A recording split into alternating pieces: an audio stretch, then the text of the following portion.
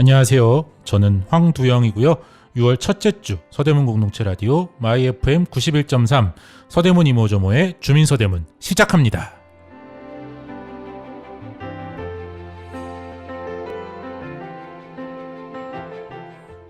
벌써 6월이에요. 여름 준비는 잘 하고 계신가요? 주민서대문은 지난 한 주 서대문에서 일어난 다양한 소식들을 전해드리는 프로그램이고요. 듣기만 해도 서대문을 더 사랑하게 되는 방송, 여름, 가을, 겨울, 그리고 또 봄이 되고 계절이 바뀔수록 더 좋은 서대문을 함께 만들어가는 방송 주민서대문, 이제 1부 시작하겠습니다. 오늘도 차승현 서대문 노동시민 네트워크 상임대표님, 그리고 황호환 서대문 공동체 라디오 제작본부장님 함께하고 계십니다. 안녕하세요. 안녕하십니까. 네, 차 대표님 한 주간 별일 없으셨어요? 네, 잘 놀고 있습니다. 아니, 페이스북에 더 열심히 놀아야겠다 이런 다짐까지 남기셨던데 뭐라고 이렇게 재밌게 노시려고? 낙선한 지 1년 돼서 남은 3년을 더 재밌게 놀려고 결심하고 있습니다. 아, 그게 벌써 1년이 됐네. 뭐 시간이 빠른 것 같기도 하고 안 가는 것 같기도 하고. 네. 더 재밌게 놀 방법 있으면 알려주세요. 아, 이렇게 저희가 열심히 놀아드리고 있는데. 아, 그렇게 이렇게 일주일마다 노는 시간이 금방금방 올 줄은 몰랐어요. 그렇죠. 이 방송이라는 게 참 뒤돌아서면 또 금방 해야 돼요. 황 PD님은 한 주 어떠셨어요? 일상적으로 지냈습니다. 아니, 그래도 이제 우리 개국하고 이제 한 달이 넘었잖아요. 네. 한 달 소회나 평가 같은 게 있으세요?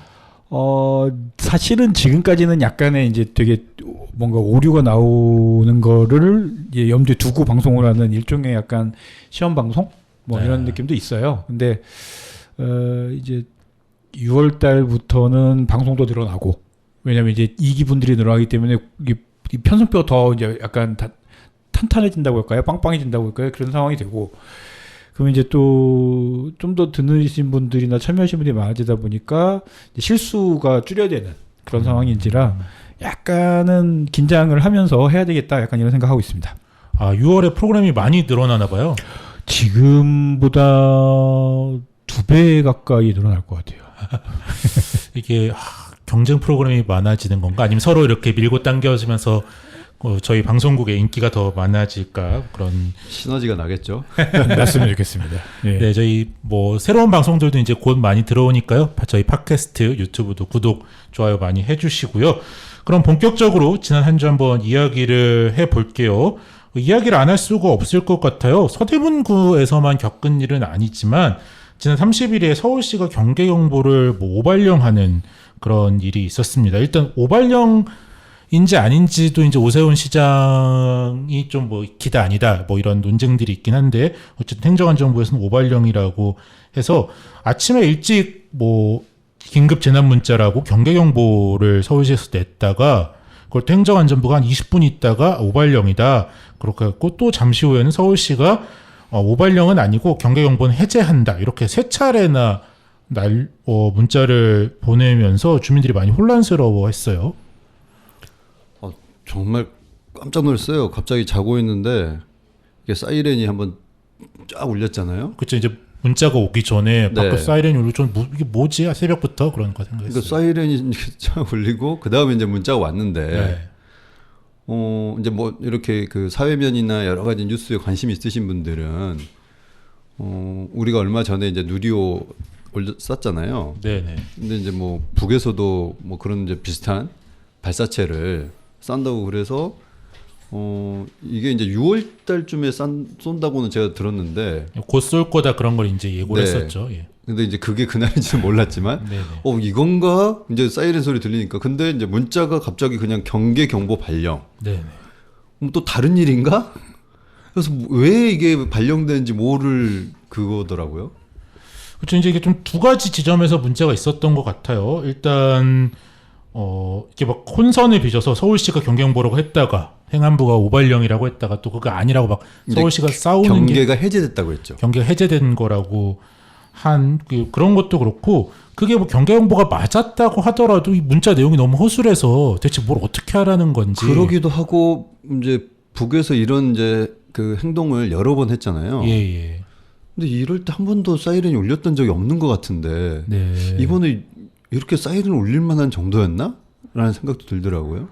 그렇죠. 이제 다행히 큰 위험 없이 지나갔는데, 그래서 이제 여당에서는 뭐 유형없이 지나갔지만 올리는 게 맞았다. 아니면 또 야당에서는 뭐 혼선에 대한 책임을 져야 된다 그런 식으로 싸우고 있죠. 네. 혼선도 이제 혼선이고 앞서 말씀을 잠깐 하시려고 했던 부분도 그래서 어디로 가야 되는 건지. 아니 그렇죠. 그래서 저는 이제 뭐 정부나 국회에서도 일을 했고 이런 정보가 익숙하다고 해도 막상 새벽에 그 문자를 받으니까 이게 실제 상황인가? 무슨 일이지? 나 지금 어떻게 해야 되는 거지? 나가셨어요? 안 나가셨어요? 저는 조금 더 지켜보자. 근데 일단 어디로 가야 될지 몰라서 어디로 가야 될지 저는 일단 텔레비전부터 켰습니다. 텔레비전을 켜고 이제 진짜 보니까는 바깥에 사이렌이 울고 문자가 왔는데 문자의 내용이 아무것도 없는 거예요. 이걸 가지고 만약에 과하다라고 얘기하는 거는 그 문자 내용 자체도 아예 그냥 이건 오발용만도 못한 정말 내용이 없는. 그래서 이거 어떻게 하지? 저는 약간 그 생각이 옛날에 지금도 그래서 사람들이 되게 많이 웃는데 제가 이 얘기하면 거의 느낌이 이운평 그때 대위였나요가 너무 옛날 얘기야. 아니 그 사이렌이 기억나는 그거와 이게 맞물려가지고 그 정도의 긴박함이라는 느낌이 저는 그 당시 그 이후에 그런 게 없었던 것 같아요 저한테는. 민방위 할 때 가끔 이렇게 이제. 근데 그 민방위인 거 아니까. 그러니까 우리가 알죠. 네. 2시에는 민방위니까 네. 이게 지금 차가 안 다니구나. 네. 이렇게 알고. 뭐 민방위 훈련입니다라는 걸 또 방송을 하니까 아는데 이거는 뭐 그냥 경계경보 발행명령 합니다. 그리고 문자가 오고 이러니까는 순간 되게 큰일이 났나 보다. 더구나 한 6시 뭐 20분쯤 이러니까. 6시 40분. 네, 뭐 이렇게 이제 깨어있지 않을 분들도 있고 그렇잖아요. 저는 이게 두 가지 중에 하나인 줄 알았어요. 이렇게 북한에서 진짜 그때처럼 비행기가 넘어왔거나 아니면은 그 휴전선에서 약간의 이제 포격전이랄까 이런 걸 한 줄 알았어요. 정말 그렇게 생각했어요. 그래서 근데 이제 그 예상이 드는 순간 갈 데가 없잖아요. 이건 나가봐야 의미가 없다. 그래서 일단은 집에서 텔레비전을 켰거든요. 저는 이제 TV는 안 켜고 바로 이제 스마트폰 열어가지고 포털을 들어갔는데 포털이 먹통이더라고요. 그렇죠. 뭐 포털도 먹통이고 뭐 재난 안전을 안내하는 그 사이트도 잠깐 먹통이었죠. 사실은 이럴 때는 KBS를 트는 게 제일 좋습니다. 네, 재난 주간 방송이기 주간방송. 때문에 네네. 무조건 KBS를 트는 게 제일 좋습니다. 아니 그래서 KBS 틀었는데 KBS도 별 얘기 안 하고 그냥 일반적인 뉴스를 하고 근데 있어서. 거기에 KBS가 사실 제대로 그걸 했어요. 뭐냐 밑에 그 자막이 네. 백령도와 어디에 그 경계경보를 발령합니다라는 행안부에서 그 발령합니다라고는 자막 뉴스만 나오고 있었거든요. 자막 뉴스가.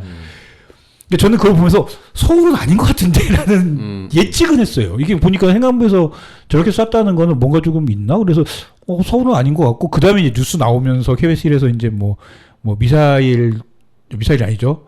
위성 추진체라고 하나요? 그 추진체가 어쨌든 뭐 발사체.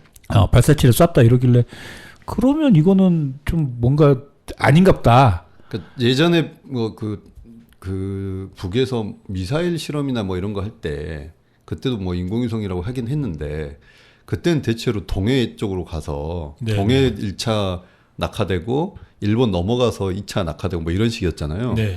이번 특이하게 서해로 온 거는 좀 특이하긴 했죠. 네. 그래서 어쨌든 그래서 이게 좀 아닌갑다 그랬는데 갑자기 또 막 또 사이렌이 울리면서 오 어쩌고저쩌고 잘 들리지도 않아요. 오 어쩌고저쩌고 하면서 그래서 무슨 소리야. 그랬는데 그 다음에 문자가 또 오면서 오발령이다라는 문자가 오고 그 오발령 서울 거는 오발령인갑지 그러고 있는데 갑자기 또 서울시에서 와가지고는 경계경보를 해제합니다 그러길래 아니 그러면 오발령이 아니었다는 거야.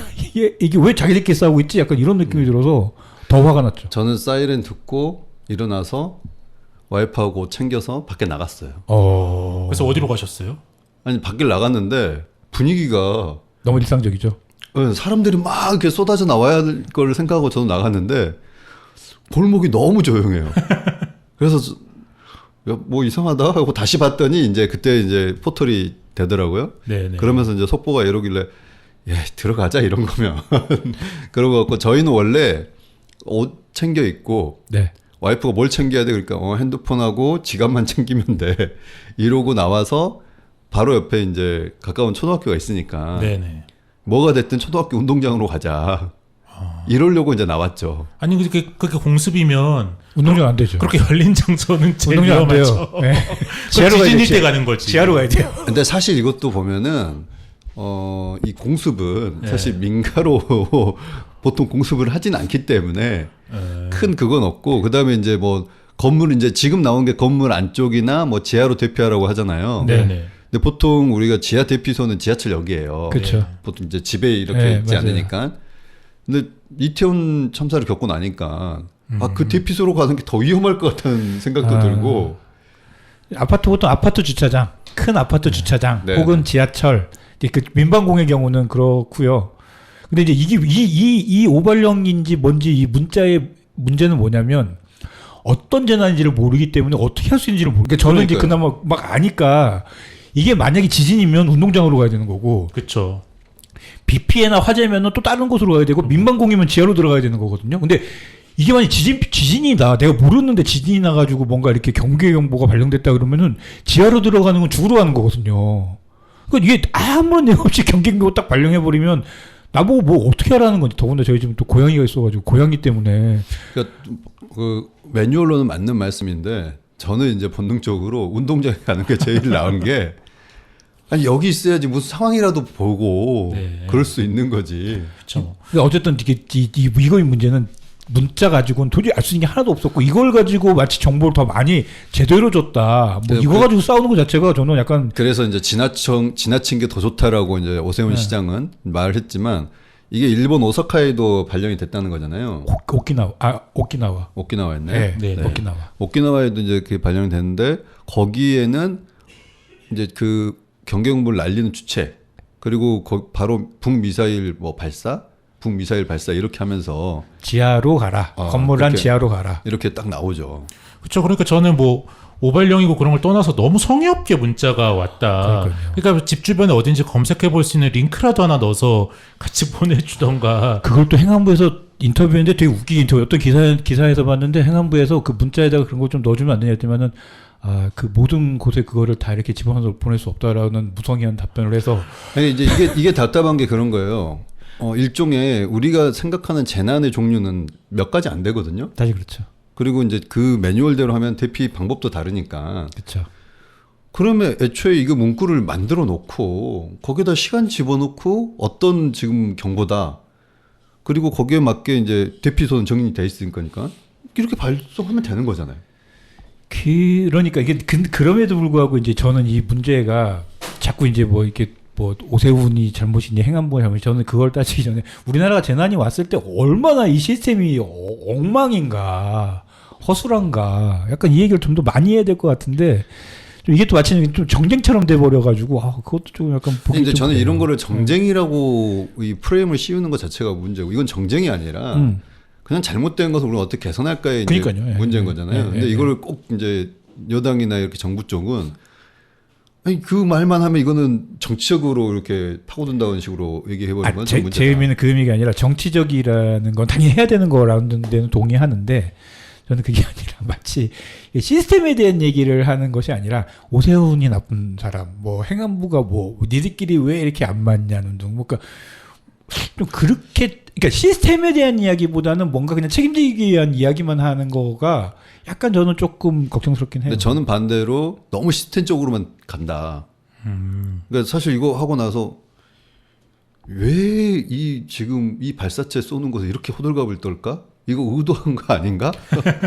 아침에 그 생각이 들긴 했어요. 그렇게 얘기하는 사람도 있긴 하더라고요. 네. 그렇게 느끼는 것도 좀 옛날 사람 아닌가라는 생각이 들긴 하는데 그래서 이제 뭐 다 떠나서 그래서 그러면 막상 이게 진짜로 이런 우리가 대피할 일이 생기면 어디로 대피해야 될까 싶어서 제가 어제 이제 서대문 구의 대피소가 어딘가 찾아봤더니 대부분 이제 지하철역이랑 이제 아파트 지하 주차장인데 뭐 그런 곳이 근처에 있으신 분은 다행인데 서대문과 약간 저층 주거지들도 많잖아요. 아파트가 굉장히 멀리 있거나 아파트에 안 사시는 분들이 많아서 저희 집도 약간 아파트를 가장 가까운 데 가려면 그래도 한 5분 10분은 뛰어서 가야 하는 그런 위치거든요. 저는 근데 솔직히 지금 아파트 지하 주차장에 대해서 아까 지하철역보다 더 신뢰가 가진 않아요. 뭐 그럴 수 있죠. 그러니까 여기 네. 위에가 폭격 당하면은 네. 더 하중이 많아지는 거잖아요. 그럼 지하가 이걸 견딜 수 있게 지어졌는지 제가 잘 모르겠고. 그렇죠. 일단은 뭐 미사일을 당장은 피할 수 있다고 그래서 가라는 건데 이제 말씀하신 대로 이게 피난을 위해서 애초에 지어진 게 아니라 그렇죠. 그 뭐 있는 지하 시설들로 일단 피난을 가라 대피해라 그러다 보니까 이거니까. 이게 적절한지, 그리고 이게 뭐 동네에 따라서 다 아파트인 동네는 다 그냥 바로 계단으로 내려가서 우리 집 지하로 가면 되는데 저층주거인 사람들은 어디로 가야 되나 알아도 못 갈 것 같다, 약간 그런 생각이 그냥 들더라고요. 집에 있는 게 제일 뭐 어쩔 수 없는 거 아닌가 이런 생각도 들고. 근데 아니, 그러면 안 되는데. 아니 그럴 네. 거면 대피하라는 게 아니잖아요. 그렇죠, 그렇죠. 집에 꼭 있으시라 이래야지. 근데 딱 하나 약간 예전에는 사실은 그 뭐 지금 뭐 안전포털 같은 경우 보시면 아시겠지만은 예전에 그 안전포털이 구분이 안 돼 있었습니다. 예를 들면은 뭐 지진일 때, 뭐 BPA일 때, 뭐 화재일 때 아니면 민방공일 때 어디로 가라는 거는 구분이 안 돼 있었어요. 그냥 하나였거든요. 그래서 저는 보면서 아니 재난이 다 다른데 그럼 이게 지진일 때 그러면 지하로 가라는 거, BPA일 때 아파트 주차장으로 가라는 건가? 뭐 약간 이런 식으로 진짜 뭉뚱그려 섞여 있는데 요즘에는 저도 이제 이 상황 되고 나서 한번 가서 봤는데 다행히 구분은 돼 있더라고요. 근데 저는 구분이 여전히 좀 더 불편하게 되는 것 같습니다. 예를 들면 뭐 민방위 뭐 이걸 가지고 이게 무슨 상황인지를 상상하기는 쉽지 않은 것 같아요. 그리고 뭐 BPA 뭐 약간 이러면 어디로 가십시오 이렇게 얘기한 게 아니라 그것도 좀 약간 되게 어려운 문자로 써 있어요. 그래서 이런 문자들이 조금 더 사람들이 좀 직관적으로 이해할 수 있게 조금 쓰여져야 되지.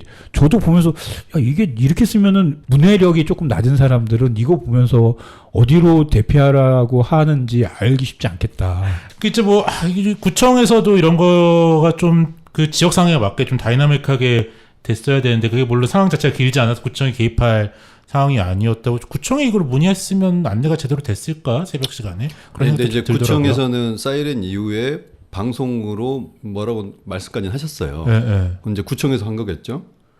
뭐 동주민센터에 이렇게 해가지고 네네. 했거나 어쨌든 방송은 나왔어요. 근데 다만 정말 주의 깊게 들으려고 해도 방송 내용이 무슨 말인지를 못 알아듣겠더라고요. 못 알아듣긴 하겠더라고요. 네.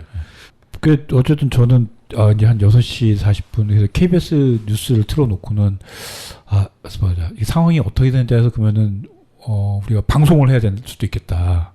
이 관련된 재난 방송이든 뭐 아니면 무슨 방송을 해야 되는 거 아닌가라고 막 고민하다가 문득 생각해는 가지고 있는 정보가 하나도 없는데 내가 어떤 내용 가지고 정보를 할 수 있는 게 없구나. 약간 되게 무기력하구나라는 생각이 들어가지고 이거 어떡하지? 재난방송 숙제가 좀 생겼다는 생각이 들고 또 올해 또 특히나 여름에 뭐 라니냐니 뭐 엘니뇨니 뭐 이러면서 비가 많이 오면서 뭐 태풍도 많이 올 거라고 하는데 이거 관련해서 우리가 어떤 시스템을 서대문구청하고 이렇게 잡아가지고 저희도 만약에 방송을 하게 되면 할 수 있을까? 굉장히 큰 숙제가 생긴 것 같아요. 그렇죠. 우리 뭐 계속 좀 같이 노력을 하고 할 얘기가 많은데 일단 넘어가고 다음 소식으로 넘어갈게요. 29일에는 이제 온라인에 한 온라인 커뮤니티 게시판에 서대문구 한 중학교 인근을 지나다가 노후화한 학교 건물 외벽에서 콘크리트 파편이 떨어져서 다치는 일이 발생했다. 그런 글이 올라와서 이렇게 뭐 좀 보도도 많이 됐고 이제 글 올리신 분이 서대문구에 있는 인땡중학교 이렇게 올리셨던데 인땡중학교. 서대문에 인땡중학교가 하나밖에 없어서 그러니까. 네네. 아니 그 홍은동에도 있지 않나요? 인땡중학교? 그러네요. 인땡중학교가 네. 두 개네요. 네. 근데 뭐 홍은동에 있는 인땡중학교는 비교적 신설학교라 뭐 노후화한 건물은 아닌 것 같고 뭐 다른 인땡중학교라고 하더라고요. 뭐 사진을 보니까 저도 잘 아는 동네라 뭐 어딘지 알겠던데 아무튼 이제 뭐 그게 뭐 아주 건물이랑 담벼락의 거리가 거의 없는 그런 좀 노후화한 건물이어서 이제 이게 학교 일부는 리모델링을 했는데 또 일부는 그냥 노후화한 외벽을 그냥 살려서 시설을 또 쓰고 있어서 이런 문제가 이게 발생을 했어요. 던진 게 아니고 그냥 벽체가 떨어졌다는 거죠. 네, 그렇죠. 네, 한 뭐 지름으로 10cm가 넘는 약간 콘크리트 덩어리가 떨어졌더라고요. 그래서 뭐 다행히 크게 다치진 않으셨다고 하는데 머리에 직격으로 맞았으면은 뭐 큰 부상이나 더 뭐 비극적인 일까지도 있을 수 있었겠죠. 약간 모자를 쓰고 있어가지고 조금 괜찮았었다. 뭐. 네. 근데 그렇게 다이렉트로 직격으로 맞은 것 같지는 않고 그리고 또 굉장히 높은 곳에 떨어진 것 같지는 않아요. 그러다 보니까는 다친 거 자체는 적게 다쳤는데 어쨌든 좀 이 길 가다가 옆에서 학교 건물에서 이게 콘크리트 떨어져서 사람 머리를 맞는다는 것 자체가 그러니까 그러네요. 이제 지금 네. 우리 학교들이 되게 지금 오래된 학교들이 많거든요. 예, 예. 그래서 지금 60년 지은 60년 된 학교들도 있고, 그러니까 이런 이제 학교들의 노후화 문제는 지금 대두되고 있고, 이걸 좀 개선하려고 하는 이제 예산도 만들어는 져 있어요. 네, 네. 이제 이런 부분에서는 이런 사고가 이제 발생하는 차원에서도 봤을 때 조금 시급히 학교 환경 개선에 들어가야 되지 않겠나. 다만 이제 그 학교를 다니는 현재 학생들한테는 불편한 거 분명히 있어요. 그렇죠. 네. 근데 그럼에도 전체적인 안전을 좀 고민은 해야 되겠다라는 생각은 듭니다.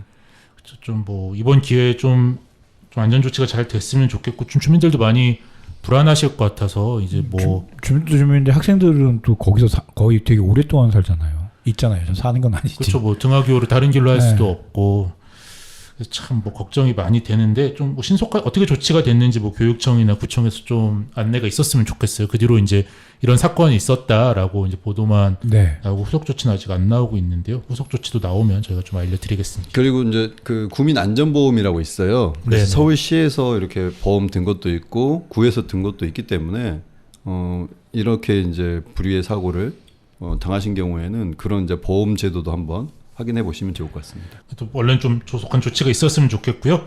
다음 소식으로 넘어가 볼게요. 이거는 5월 30일 날 저희 서대문구 경찰청, 서대문 사거리에 있는 경찰청 앞에서 이제 큰 집회들이 좀 있었습니다. 이제 민주노총 총파업의 좀 사전 성격으로 금속노조가 이제 경찰청 앞에서 사전 집회를 했는데요. 그리고 이제 원래는 이 민주노총 전체 대우가 마지막에 경찰청까지 행진을 해서 경찰청에서 마지막 마무리 집회를 하면서 해산할 계획이었는데 이제 경찰이 행진을 하지 말라 그런 방해를 하니까 또 뭐 경찰과의 충돌이나 여러 가지를 우려해서 그 행진 계획을 취소하면서 경찰청까지 돌아오진 않았는데 금속노조가 이제 굉장히 큰 노조잖아요. 민주노총에서도 이렇게 큰 노조가 이제 경찰청 앞에서 집회를 하고 또 민주노총도 경찰청 앞에서 집회를 마무리하려고 했다는 게 뭐 그냥 계획상의 지리적인 이유 때문에 그럴 수도 있겠지만 좀 서대문 사거리에 있는 경찰청이 그만큼 좀 상징적인 공간이 되고 있는 것 아닌가 그런 생각이 들어요. 일단 뭐 요새 이제 경찰의 집회 대응이나 경찰의 뭐 노조에 대한 강경한 뭐 대응 같은 것들이 계속 문제가 되면서 경찰이 좀 노동자들이 불만을 표시하는 뭐 1순위적인 공간이 된 것 같기도 하고 또 청와대가 대통령실이 용산으로 이전하면서 좀 서울에 이제 어디서 집회를 하는지 집회의 지도 자체도 조금 리모델링 되고 있는 상황에서 서대문 사거리에서 앞으로도 좀 집회가 많지 않을까 당분간은 그런 생각이 전 좀 들더라고요. 되게 많이 걱정인 것 중에 하나는 어쨌든 지금 약간 대통령실에서 민주노총을 공격하면 지지율이 일정하게 올라간다라는 학습을 해버리는 바람에 이게 되게 격렬하게 대립이 있을 것 같아서 걱정입니다. 근데 이것도 좀 약간 뭐 들으시는 분들, 청취자 여러분들이 어떻게 생각할지 모르겠지만은 정부에서 노조를 공격하고 약간 이렇게 하고 있는데 지지율이 오른다는 것 자체에 대해서 우리가 좀 생각해 볼 문제 아닌가 이건. 어떻게 정부에서 노조를 공격을 하는데 지지율이 오른다. 이거는 여러모로 수십 년 동안 그 만들어 놓은 공식이 있는 거잖아요. 그렇죠. 예. 노조는 과격하고 이 과격한 사람들은 빨갱이다. 그 구조가 있기 때문에 결국은 지금 뭐 간첩된 사건도 터지고 그리고 민주노총의 과격성 그리고 이제 사회에서의 이 제도 밖의 사람들이라고 하는 것을 계속 지금 주입시키고 있는 거잖아요. 근데 이런 문제들이 너무 지금 심각하게 한 번에 확 돌변해 버리니까 그런 문제들이 있는 것 같고 서대문역 사거리 같은 경우는 지금 민주노총 본부도 맞아요. 그렇죠. 네. 근처에 있고 이제 또 경찰청도 있고 그러다 보니까 이제 좀 더 많은 충돌이 있을 수도 있긴 있는데 사실은 그곳은 뭐 이렇게 주장을 하기에 적합한 곳은 아닌 것 같아요. 다만 이제 경찰의 이런 좀 탄압이 순간 돌변한 거잖아요. 네. 그래서 지금 법원 앞에서 했던 그런 문화제 같은 경우도 뭐 몇 년간 큰 무리 없이 문화제로서 하고 거기에 오셨던 분들이 길거리에서 노숙하시고 정리하고 흩어지시고 이런 거를 서로 양해하에 이제 좀 했던 건데 이걸 어느 순간 당신도 위법합니다. 그리고 문화제를 하는데 이걸 위법성을 따지는 것도 되게 어려운 부분이거든요. 근데 이걸 한순간에 돌변해버리고 그 다음에 이제 어떤 노동 문제를 개선하기 위해서 이렇게 지금 이제 농성을 하시는 분들을 그것도 되게 이렇게 일종의 그냥 아씨바 쌓아놓고 그 위에서 하고 계신 분들을 가가지고 강압적으로 머리 터지게 이렇게 또 끌고 내려오는 이 장면들이 너무나 지금 이제 폭력의 시대로 다시 가고 있지 않나라는 우려가 든 것 같아요. 그렇죠. 어쨌든 뭐 우리가 원해서 경찰청이 서대문구에 있는 건 아니지만 이제 뭐 그래서 경찰이 아무래도 이런 집회 탄압이나 그런 것들의 선두에 있을 수밖에 없는 상황이라 좀 뭐 주민들이 불편하시거나 통행이 어려움을 겪으시는 일들도 생길 수 있을 것 그럴 것 같은데 같습니다. 예. 그럴 때 이제 뭐 불편하다 그러고 넘어가시지 말고 한번 이 싸움을 어떻게 뭐 우리가 받아들일 것인가, 이건 왜 사람들이 저렇게 싸우고 있을까, 그런 것들도 같이 한번 고민해 보시면 이 불편의 근국적인 원인은 무엇인가, 그런 것들도 좀 같이 생각해 보면 좋겠고, 그래도 이제 뭐 경찰도 너무 과잉 대응해서 시민들이 너무 불편한 상황이 안 됐으면 좋겠네요. 서대문구 다니시는 거 안 그래도 좀 자주 막히는 길이긴 한데. 예. 네. 그리고 27일에 좀 재밌는 미디어 오늘에서 재밌는 기사가 나와서 제가 조금 가지고 왔는데요. 저희 차 대표님이나 황 PD님 두 분 다 관심이 많은 주제인 것 같은데, 지자체 개도지라는 것이 있습니다. 이 개도지는, 그러니까 통반장님들께 주는 신문, 무료로 주는 신문을 개도지라고 하는데요.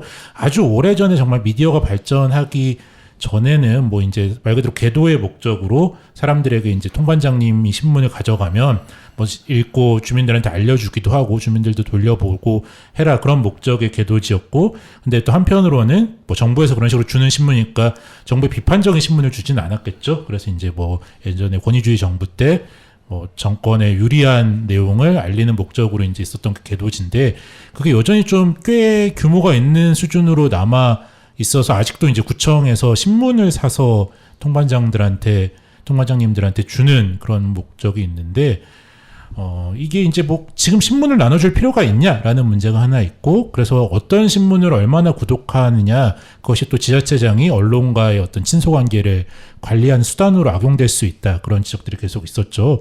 이게 개도지에 대한 설명이고, 근데 특히 이제 지자체장이 많이 바뀌었고, 우리도 이제 민주당에서 국민의힘으로 구청장이 바뀌었잖아요. 그래서 이제 미디어 오늘에서 각 지자체가 어떤 거를 개도지 구독을 바꿨느냐라고 했더니, 서대문구는 조선일보 80부, 중앙일보 50부, 동아일보 80부, 매일경제 35부, 한국경제 50부를 올해부터 새로 구독했다, 이렇게 나왔다고 하네요. 그래서 이제 좀 대체적으로 보수적인 신문이나 경제지들을 좀 추가로 구독했다, 그런 기사가 나왔었습니다. 이게 80부 이러면은 좀 와닿지는 않을 것 같고, 그렇죠. 이렇게 봤을 때 예를 들면 조선일보에 1년에 예산 1,000만 원을 책정했다. 이런 정도, 한 2천만 원도 될 것 같아요. 80부면. 네, 이런 정도의 이제 금액이 책정됐다고 볼 수 있겠죠. 신문 구독값으로 2천만 원을 1년에 서대문구에서 더 조선일보에게 주게 됐다. 그런 것 같습니다. 네. 그러니까 이제 이게 한 달 우리 구독료를 따져고 보통 한 18,000원, 2만 원 요 정도 할 겁니다. 한 달에요. 네. 근데 사실 우리 주민들이 직접 개인적으로 보는 건 이런저런 할인도 많이 붙고 그래서 이제 조금 체감이 나는데, 이거는 정가로 다 구독을 하니까. 전 경향일보라서 그런 걸 못 받아요. 근데 저는 이제 그런 것 같아요. 이제 8대 때는 이 문제 가지고 그렇게 심각하게 논의를 하진 않았어요. 네네. 이제 7대 때 좀 이런 이제 이야기가 있었고, 이 부분에 대해서 좀 주장했던 의원분이 지역 언론이나 등등에서 좀 이렇게 문제 제기도 받고 하신 것도 봤는데, 제가 보는 관점은, 저는 이제 의원일 때 이렇게 보는 신문 중에 조중동이나 또 한겨레 경향이나 이런 이제 서울신문까지도 그런다 치지만, 어쨌든 중앙일간지는 포털에서 너무 쉽게 접할 수 있기 때문에 그런 신문 말고 정말 말 그대로 우리 지역 언론들이나, 혹은 이제 저는 되게 유용했던 신문 중에 하나는 시정신문이라고 있거든요. 네네. 네, 그러면 이제 25개 자치구, 구청과 의회가 어떻게 움직이고 있는가, 이런 거를 이제 볼 수 있는 신문이에요. 이런 거는 우리가 쉽게 접하기 어렵기 때문에 이거를 주는 거는 굉장히 저한테는 도움이 많이 됐거든요. 근데 이제 조중동이나 한경, 그다음에 경제지, 이런 거는 우리가 늘 포털만 열어봐도 충분히 접할 수 있잖아요. 그렇다면은 그 지역의 정보나 우리가 뭘 널리 알리고 싶은 게 있다면은 진짜 말 그대로 지역성이 더 높은 이런 이제 신문이나 언론에 좀 더 집중적으로 지원을 해줘야 된다. 지원을 할 거라면 저는 그렇게 생각이 이 돼요. 사람들이 오해하는 것 중에 하나가 특히 서울의 경우에는 이렇게 개도지 이런 걸 사준다고 생각하면 지역 신문이랄지 이런 거를 더 많은 예산을 줄 거라고 생각을 흔히들 하시거든요. 착각이고 개도지라고 하는 것에서 가장 많은 예산을 받는 곳은 서울신문입니다. 그렇죠. 근데 서울신문이 이제 민간에 매각되면서 약간 이제 부수가 그렇게 줄여야 되는 거 아니냐라고 했는데 거의 안 줄었고요. 그다음에 2위가 보통 문화일보. 문화일보는 이제 독보적으로 석간이다 보니까 이제 뭐 이렇게 되는 거예요. 그래서 오히려 지역 신문을 사서 뭐 이렇게 하는 그런 것이 아니라 오히려 중앙일간지 어떤 이런 것들을 이렇게 먹여 살려주는 매출을 해주는 뭐 그런 거거든요. 그러니까 제가 현재 한번 계산을 해봤는데 서울시에서 사주는 신문이 서울시 전체 지자체에서 사주는 게 50억? 뭐 이래요. 서울신문 매출이 얼마나 될까요? 그러니까 엄청나게 많이 차지합니다. 근데 특히 이제 서울신문 같은 경우는 문제의식을 가지고 있는 것 중에 하나가 서울신문 예전에는 뭐 기재부에서 뭐 이렇게 주식을 가지고 있었고 뭐 이렇게 하면서 일종의 뭐 이걸 뭐라 할까요? 정부의 신문이고 돈이 들어간 공공신문. 지역의 KBS 같은 느낌. 뭐 그런 신문이고 서울을 뭐 지역 뉴스를 많이 하는 신문이고 약간 이런 거에 뭐 어쨌든 30몇 %의 주식을 기재부가 갖고 있고 뭐 이런 신문이라고 했는데 이미 지금 민간에 다 팔렸잖아요. 저 건설사가 이제 네, 건설사가 가지고 있는 완전한 민간 신문이잖아요. 근데 이 신문을 그럼 과연 사줘야 되는 것인가? 이거는 고민해봐야 되는 거죠. 네, 계속 좀 고민을 하고 어쨌든 뭐 서대문구는 약간 보수적인 매체의 구독을 올렸다. 그게 근데 이 중앙일간지랑 그 뭐 지자체가 계속적으로 관계를 맺는 건 또 하나 이유가 있어요. 이렇게 했을 때 지자체장이 인터뷰를 하기가 편해요. 그리고 인터뷰가 실리는 곳이 지역 언론이면 잘 파급력이 떨어진다고 생각하고 이제 중앙일간지 뭐 4대 일간지 있잖아요. 네네. 이런 데 좀 실려야지 본인도 중앙 언론도 나를 알아준다. 뭐 이렇게 이제 포장하기가 좋은 거잖아요. 네. 그리고 또 중요한 거는 이거를 받으시는 분들 있잖아요. 네. 통장분들은 그렇게 좋아하시는 것 같지는 않아요. 네. 그러니까 통장분들도 이제 아주 연령이 높거나 그렇지는 않거든요, 요즘은. 그렇죠. 네. 근데 이제 이분들도 보면은 이게 예산 낭비 아닌가? 그럴 수 있죠. 뭐 이런 생각도 가지시죠. 요즘 다 스마트폰으로 보고 그러는데. 사실상 그럼 1년에 이 정도면 한 20만 원 정도의 20만 원 가까운 예산을 이렇게 20만 원이 넘죠. 그 정도의 예산을 지금 통반장들에게 이게 대신 내주는 건데 차라리 그 돈으로 다른 걸 해줬으면 좋겠다라고 고민하실 수 있거든요. 통장 반장분들이. 그러면 그건 그럼 선택을 하게 해줄 수도 있는 문제인데 선택되나요? 그게? 선택은 될 거예요. 그래요? 네. 그럼 굳이 지금 신문이 이렇게까지 많이 되는 어떤 그런 문제는 통반장 속에서 뭔가 문제를 풀 수도 있겠는데요, 그러면? 뭐 근데 우리 이런 회의를 할 때 네. 막 이런 문제까지 제기하기까지는 아직은 조금 그래요. 어려운 환경인 것 같아요. 그렇군요. 그래서 이제 뭐 의회나 이런 쪽에서 좀 서로가 이야기가 돼야 되는데 여기 또 얽혀 있는 분들이 많다 보니까 아까 말씀하셨던 것처럼 그런 부분이면 전체 사회적으로 조금 고민이 돼야 될 것 같고 예전에 부수 이렇게 허위로 뻥튀기 했던 사례들도 나오고 있잖아요. 네네. 그래서 무슨 이제 뭐 ABC 협회인가요? 네. 뭐 이런 데에 원래 실제 이렇게 하는 것과 다르다. 그래서 이제 각각 또 이제 광고 수익 배분도 달라지고 뭐 이러는 것 같은데 전체적으로 언론도 좀 자기 정화가 필요하죠. 네. 그리고 마지막으로 좀 미담을 하나 소개하면서 일부 마지막 하려고 하는데요.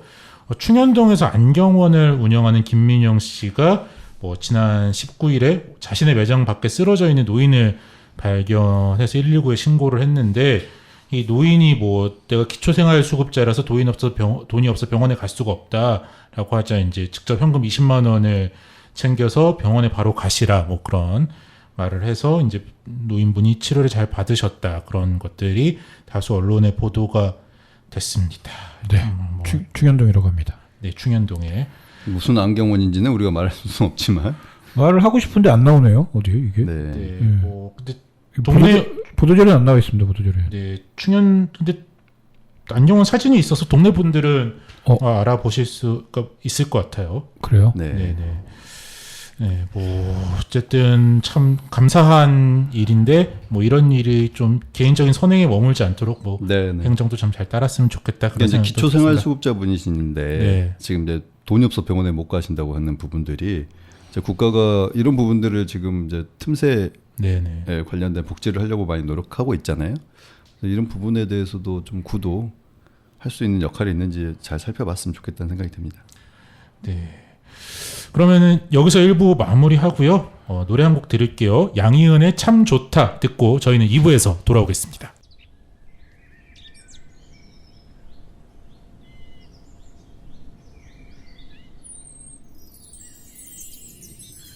햇살이 참 좋다.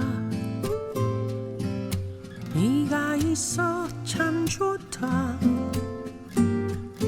언제나 내 곁에서 따스한 미소 짓는 네가 고맙다. 바람이 참 좋다. 볼레음도 참 좋다.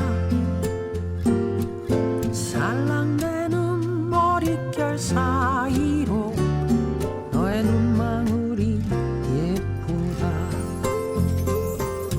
바람 불면 부는 대로 두 눈 감고 날아가. 두 팔 벌려 하늘 보며 내겐 소중한 너를 부르네.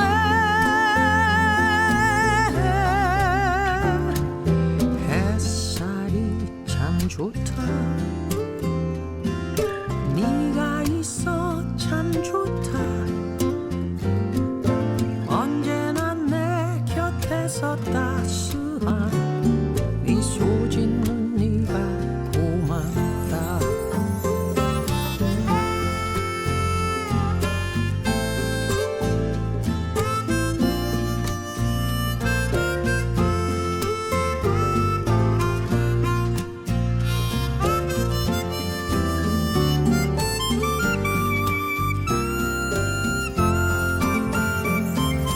바람 불면 부는 대로 두 눈 감고 날아가. 두 팔 벌려 하늘 보며 내겐 소중한 너를 부르네.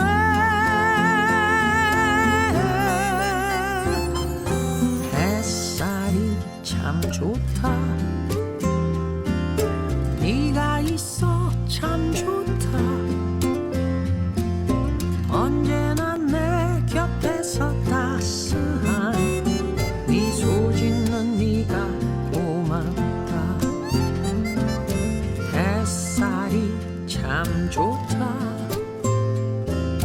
네가 있어 참 좋다. 네가 있어 참 좋다.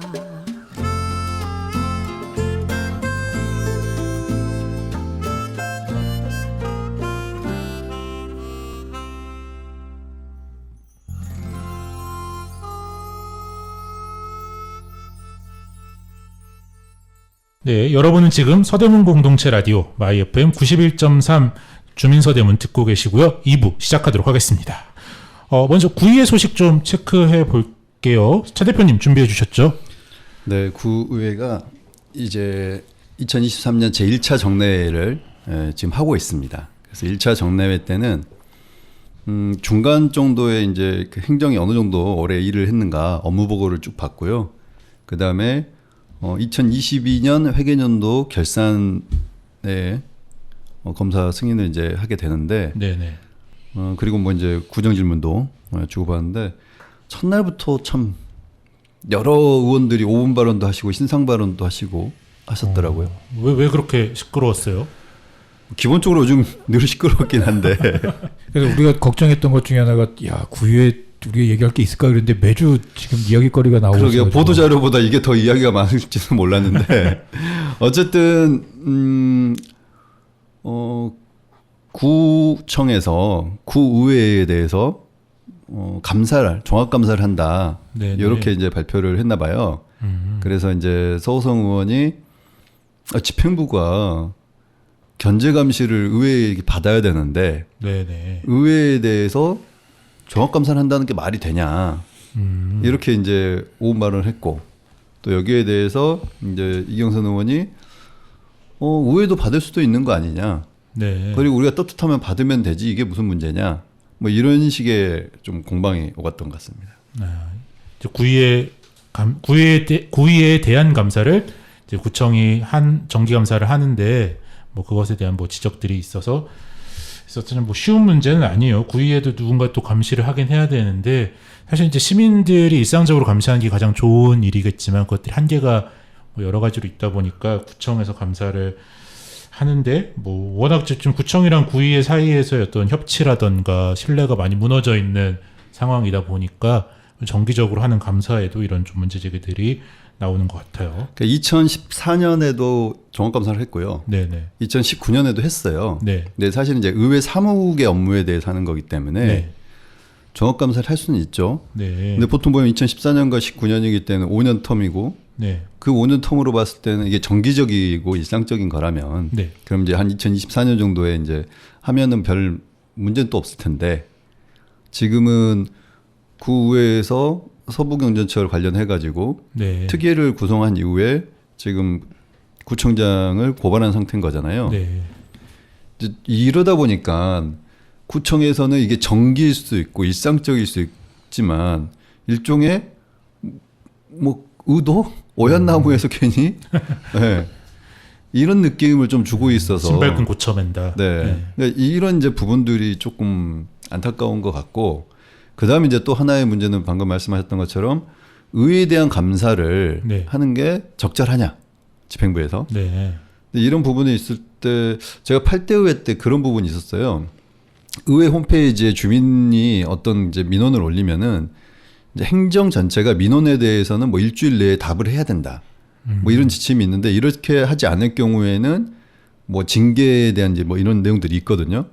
이걸 꽤 안 해도 보니까 그 당사자뿐만 아니라 그 부서 전체에 대해서 경고를 줘야 되는 구조까지 온 거죠. 근데 이 이제 경고를 주는 게 명칭이 기관 경고예요.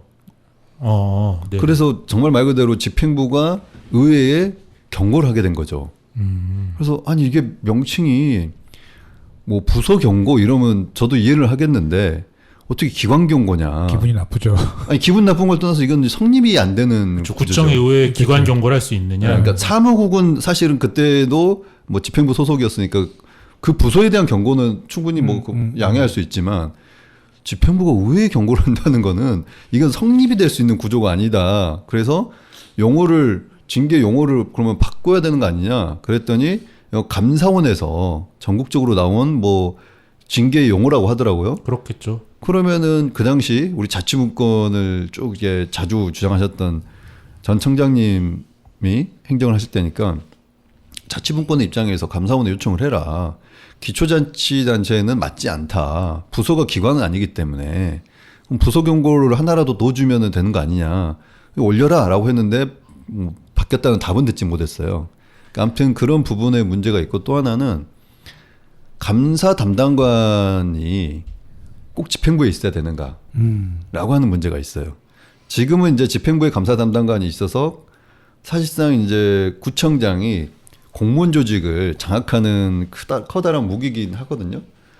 그렇지만 이게 기관 대립형이나 기관 통합형이나 여러 가지 또 의회와 집행부의 관계를 봤을 때 감사 담당관이 의회에 될 수도 있습니다. 그랬을 때는 의회의 감사 문제 이걸 어떻게 처리할 거냐? 의회에 감사 담당관이 있으니까 그분들이 의회 사무국에 대해서 관리를 하면 돼요. 네. 그리고 이제 그 감사 담당관은 또 의회의 지휘를 받아가지고 집행부에 대해서 종합 감사를 하고 감사 결과를 의회에 이제 알려주는 그렇죠. 구조가 되는 거죠. 그 구청에 대해서 구청에 대한 감사 담당관 자체를 의회 안에 둬서 감사의 기능을 더 높일 수 있다. 그렇죠. 지적이시죠? 왜냐하면 집행부에 있으면은 일종의 약간 같은 조직 구조 안에 있기 때문에 같은 바구니에 있기 때문에 그렇죠. 뭐 지자체 같은 경우에는 뭐 사실 왔다 갔다도 많이 하시고 인간적인 그런 것도 많이 그렇죠. 생기고 또 팔이 이제 안으로 굽는 네, 그런 네. 느낌도 있기 때문에 그래서 의회에 감사 담당관을 두는 것도 저는 충분히 우리가 고려해 볼만하다.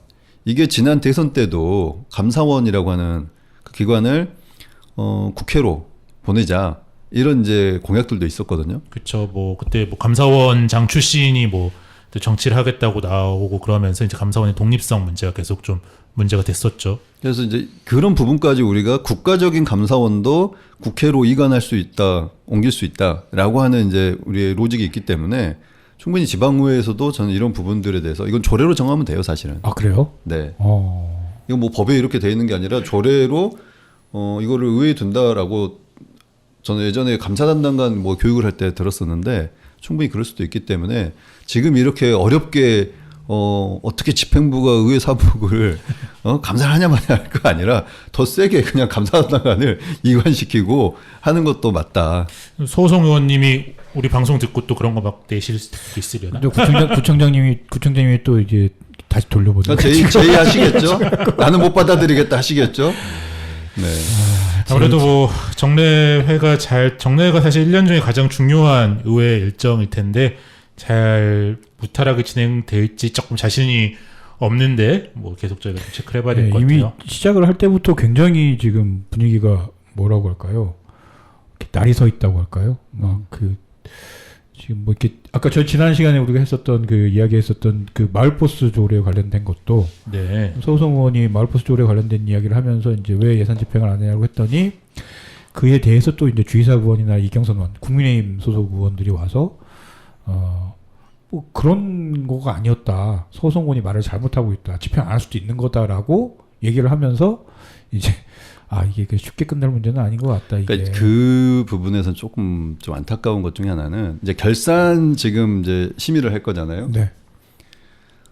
뭐 의원 발의는 양해를 했고 이러니 안 할 수도 있는 거 아니냐. 혹은 뭐 서울시가 예를 들면 이제 지원을 할 거니까 안 할 수도 있다는 건 뭐 익스큐즈 할 수는 있어요. 근데 이제 그런 방식의 사고는 조금 아닌 것 같아요. 중요한 거는 결산 때 보면은 이제 불용되거나 한참 뭐 이런 그 전용되거나 뭐 이런 것들이 많아요. 네. 근데 아마 이번에도 또 많을 거고. 근데 앞으로의 한 3년을 이제 예상해 본다면 소위 말해서 더불어민주당 의원들이 함께 해가지고 만들어낸 사업이나 이런 조례 관련돼서 뭐 예산이 수반될 때가 있잖아요. 이런 경우에는 그냥 우선 예산 심의할 때는 대충 책정을 해놓고 실제 집행을 안 한다. 그러면은 이제 굉장히 큰 문제가 되죠.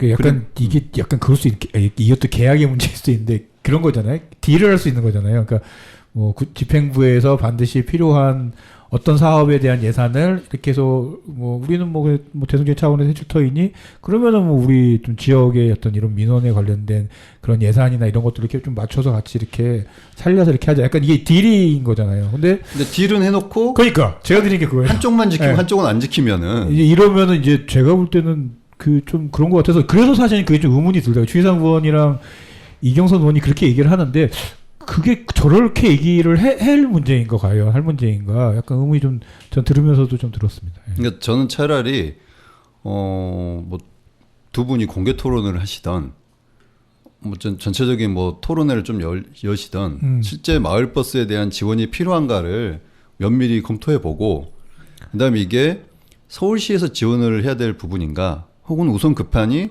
구에서 뭐 마을버스는 꼭 지금 서대문구만 힘든 게 아닐 수 있잖아요.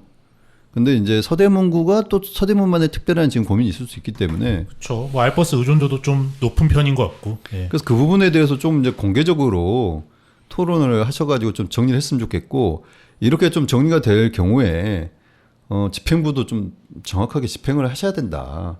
그냥 할 때는 넘어가고 난 다음에는 그냥 이게 뭉개고 있어버리면은 이건 좀 전 문제라고요. 이 문제가 약간 그렇게 했는데 이야기를 했는데 구의원이 당이 다르다고 해서 그럴 수 있는 거예요 아니요라고 하는 것 자체가 저는 부르면서 구의회의 어떤 위상이나 이런 것들을 스스로 깎아먹는 발언일 수도 있겠다. 저 자칫하면 저 되게 조심스러워야 될 발언이 아닐까 약간 이런 생각이 좀 들어서.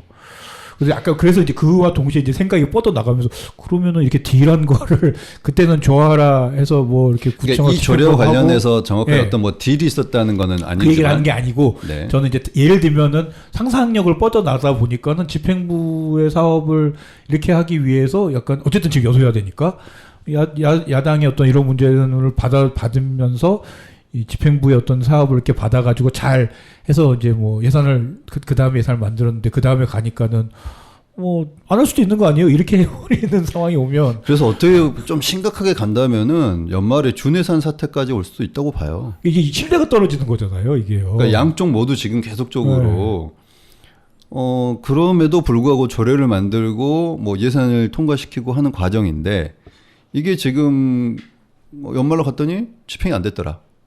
저도 제가 그 마지막으로 예산 잡아놓고 나와가지고 얼마 전에 궁금해서 근데 결과가 지금 나올 때쯤 됐는데 이게 어떻게 됐습니까 했더니 이제 제가 5월 2일부로 사퇴를 해가지고 없었잖아요. 네. 그 다음에 이제 뭐 다른 것 때문에 구에 들어갈 리 없었으니까.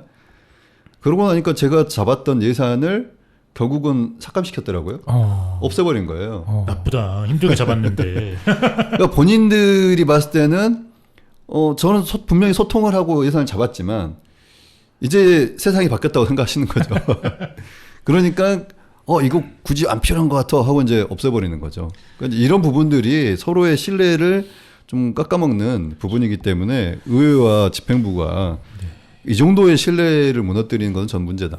아니 근데 이성원 구청장님도 자기가 뭘 하고 싶은 뚜렷한 새로운 사업이 있으면 이걸 통과시키기 위해서 민주당이랑 좀 뭐 협상도 하고 하실 텐데 계속 좀 지적되는 게 아주 막 진짜 막 정부가 결정해야 되는 수조 원대 막 수천억 대 사업 말고 소소하게 지역에서 뭘 하고 싶은지가 불분명하다 보니까 사실 조금 딜할 거리가 없어서 싸움이 좀 그냥 싸움으로 끝날 수밖에 없는 그러니까 문제도 이- 있는 것 같아요. 그 우려도 이해가 되네요, 진짜. 네. 그러니까 이 앞서의 예산 때는 두 가지 쟁점이 있었죠. 네, 하나는 이제 농구단, 네, 그다음에 팝골프장. 네. 근데 이제 두 가지 다 집행부의 이제 의견이고 집행부가 이렇게 하겠다. 잘 하겠습니다. 특히 잘 하겠습니다라는 얘기를 꼭 하시죠. 네. 그리고 이게 시땅인지도 몰랐을 거예요, 아마 그때는. 몰랐다 하더라고요. 네. 그러니까 이런 식으로 들어와요. 네. 이래가지고 그냥 후루룩 넘어가 놓고는 나중에 보니까 아니 구의회도 통과시켜주는데 같이 공동 책임지셔야 되는 거 아니야? 뭐 이런 식이고. 근데 뭐 조례를 통과시켜도 거기에 위원회를 구성해서 운영하라고 해도 한 3년 동안 뭐라고 해야지 그나마 운영되는 이런 게 이제 비일비재하다 보니까 여전히 강 집행부 약 의회에 이런 문제가 있는 거죠. 그래서 정말 감사 담당관을 저는 의회에 좀 옮기는 것도 굉장히 중요한 일이라고 생각돼요. 뭐 정례 소식은 앞으로 계속 좀 안 좋은 얘기들을 계속 할 것 같아서 이 정도로 넘어가고요. 마지막으로 구청 보도자료 한번 확인해 보겠습니다. 네, 네. 구청 보도 자료가 점점 재미가 없어져가지고 이걸 어떻게 할 것인가에 대한 고민을 처음부터 재밌었던 적이 없었던 것 같은데요. 그러니까요. 점점 더 재미없어 지금 정리를 하면서도 재미없어가지고 저는 약간 지금 그래서 이 홍보 담당관인가요? 홍보 이 팀에 이렇게 보도자료를 억지로 쥐어짜는 거 참 대단하구나라는 생각을 30일 보도자료 2개 나왔고요. 하나는 기후위기 심각성을 공유하고 녹색생활 실천한다는 거여가지고 약간 지난 얘기입니다. 2일부터 5일까지 오늘까지 했었죠. 예, 관내 홍제천 일대에서 함께 그린 미래 행사를 개최한다 뭐 이런 소식입니다. 어떻게 지냈는지는 좀 정리를 좀 들어봐야 될 것 같고요. 그리고 아까 했었던 그 30일 그 노인 119 신고해가지고 안경사가 그 병원비 가운데했던 그게 30일 보도자료였고요. 그리고 31일에는 신촌 연세로에서 청년 새싹기업 관련된 스마트업 박람회 개최한다. 예, 6월 3일 날 개최한다는 것 때문에 개최했네요, 벌써. 예. 그리고 서울시 31일부터 또 온 거는 서대문구가 희귀소나무 백송을 독립공원의 상징목으로 키우겠다. 뭐 이런 이야기가 있었고요. 그리고 1일 보도자료에 또 나온 거는 아까 이제 3일 날 뭐 행사에 하는 건데 신촌 연세로에서 3대3 농구 스포츠 참 좋아하시는 것 같긴 합니다. 우리 시장님. 그래서 우리 농구를 특히 예, 3대3 하면서 그 실업농구팀까지 이렇게 같이 하는 그런 거를 같이 한다고 해서 그래서 신촌 스타트업 박람회랑 3대3 길거리 농구대가 같이 열리면서 놀랍게도 3일 날은 연세로 차량 통행이 통제가 됐었습니다. 그리고 2일 날 보도자료는 2개가 있었는데 하나는 이수그룹의 계열사에서 푸드마켓에 물품을 후원했다는 소식이고요. 다른 하나는 서대문구에서 65세 이상 주민들의 시니어 K 양생체조 프로그램을 운영한다라고 하는 소식입니다. 예. 뭐 어쨌든 뭐 신촌로 연세로 많이 살려보려고 하는 것 같은데 젊은이들이 좋아하겠지라고 생각하는 게 약간 올드하지 않나라는 이게 약간 그리고 느낌이 들긴 드네요. 그 지난 금요일에 이제 정례회 이제 그거에서 이성원 청장이 인천에 있는 뭐죠 상가들이 매출이 올랐다라고 발표를 하셨어요. 네. 네. 근데 저는 약간 이제 그 매출이 오른 것이 과연 차가 다녀서 오른 것인가, 엔데믹 때문에 오른 것인가. 그렇죠. 뭐 학생들이 개강을 했으니까 예. 안 오를 수는 없겠죠. 이 판단에 대한 것들은 반드시 좀 필요하지 않나, 약간 이런 생각이 좀 들어요. 네, 근데 이거는 뭐 그 코로나 전하고도 또 비교를 네, 해봐야 될 그러니까요. 그 같은 시기에 그렇죠. 비교해봐야 될 부분이고 어쨌든 저는 이제 들으면서 인상적이었던 거는 독립문공원에 네. 식기 소나무 100그루를 심는다. 네. 아니 백구루가 백구루가 아니라요. 아니라 백송이라는 백송이라는 하얀 소나무. 예. 그거를 심는다는 거죠. 네. 저는 100그루를 심는 줄 알았어요. 네. 백송이라 저도 얘기하면서 이거 오해할 수도 있겠구나. 근데 네. 잘 짚어주셨네요. 네. 어쨌든 근데 서대문구의 그 상징꽃, 상징나무 뭐 이런 게 있잖아요. 네. 상징나무가 소나무예요. 네. 네. 그렇군요. 또 오늘 이렇게 하나 배워갑니다. 이제 좀 정리를 해야 될 것 같은데요. 좀 마음이 혼란해지는 때인 것 같아요. 경계 홍보도 막 한다고 했다가 아니라고 했다가 뭐 좀 마음이 혼란한데 이럴 때일수록 우리가 뿌리 내리고 살고 있는 우리 동네의 사소한 기쁨들에 더 주목하는 것도 좀 마음을 다잡는 방법인 것 같아요. 그럼 마지막으로 윤하의 별의 조각 듣고 저희는 다음 주에 다시 돌아오겠습니다. 안녕. 빠이빠이. 무슨 이유로 태어나 어디서부터 왔는지 오랜 시간을 돌아와 널 만나게 됐어. 의도치 않은 사고와 우연했던 먼지 덩어린 별의 조각이